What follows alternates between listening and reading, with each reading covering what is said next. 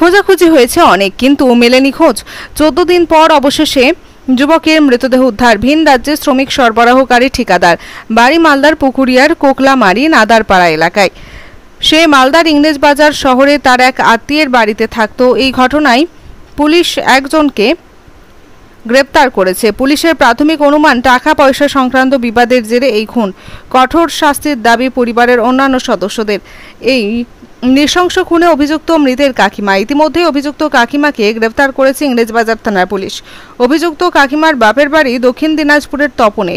ওই এলাকা থেকেই মৃতদেহ উদ্ধার হয় যুবকের। তরতাজা যুবকের মর্মান্তিক মৃত্যুতে শোকাহত পরিবার, পরিজন, আত্মীয় স্বজন এবং প্রতিবেশীরা। মালদার পুকুরিয়া থেকে নিজস্ব প্রতিনিধি রিপোর্ট, সময়ের সংবাদ। বলছি, তোমরা যে জানতে পেরেছো, শোনো কথা শোনো, কাঁদবা বলে কিভাবে জানতে পারলা যে তোমার ছেলে মারা গেছে? আমি কাগজ করে দেখে আমাকে সাইন করতে বলছে, সিগনেচার করতে বলছে। আমি বলছি কাগজটা দেখি তো ওর মানে সাদ্দাম না জানতে পারলাম। পুলিশও বলেনি, বলছে ভালো খবর না। পুলিশ খবর দেওয়ার পরে তোমরা জানতে পারলা যে কেউ তো ধরা পড়েছে।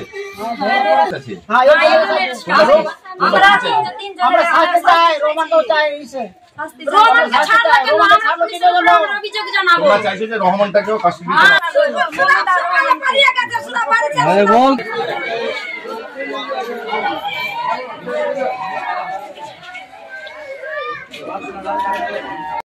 আমার ভাই 18 তারিখে মিসিং হয়েছিল, কিডন্যাপ করে নিয়েছিল আমার ভাইকে।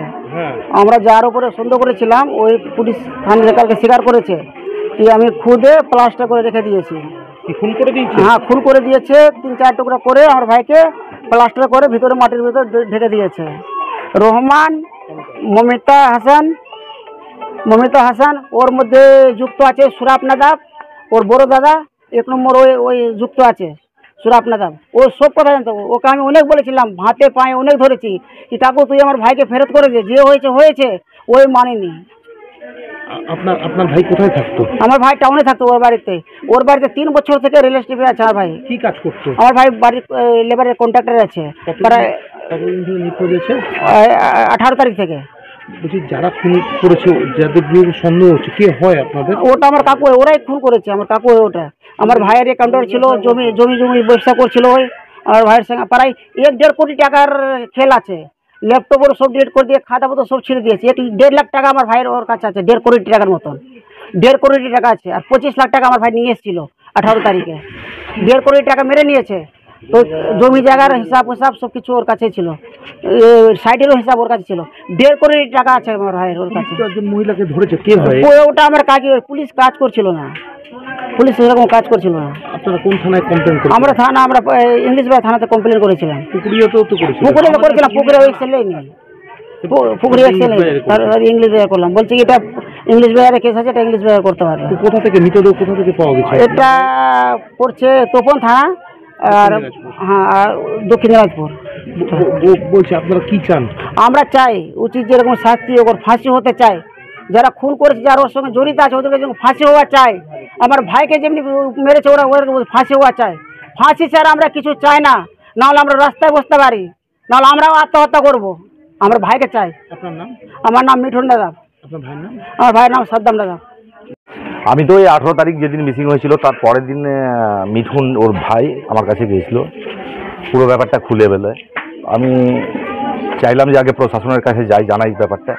সঙ্গে নিয়ে গেছিলাম, ওখানে প্রশাসনকে জানাই, ওখানে একটা দরখাস্ত দিই লিখিতভাবে।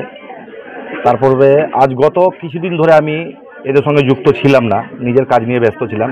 হঠাৎ করে আমি সকালবেলা জানতে পারি যে তার মৃতদেহ মাটির নিচে পুঁতে পাওয়া গেছে।